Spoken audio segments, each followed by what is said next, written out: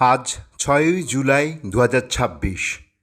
১৯০১ সালে এই দিনে অর্থাৎ ৬ই জুলাই কলকাতার ভবানীপুরে স্যার আশুতোষ মুখোপাধ্যায় ও শ্রীমতী যোগমায়া দেবীর পরিবারে শ্যামাপ্রসাদ মুখোপাধ্যায় জন্মগ্রহণ করেন।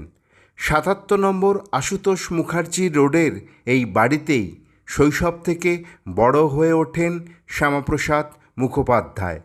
শিক্ষাজীবনে তিনি ছিলেন অসম্ভব ভালো একজন ছাত্র। ঐতিহ্যশালী প্রেসিডেন্সি কলেজে উচ্চশিক্ষা লাভ করেন। শিক্ষাজীবনের মতো তিনি কর্মজীবনেও যথেষ্ট স্বীকৃতি লাভ করেন। রাজনৈতিক জীবনে ভারত বিভাজনের সময় তিনি গুরুত্বপূর্ণ অবদান রেখেছিলেন এবং পরবর্তীকালে ন্যাশনাল ডেমোক্রেটিক পার্টির প্রতিষ্ঠা করেন।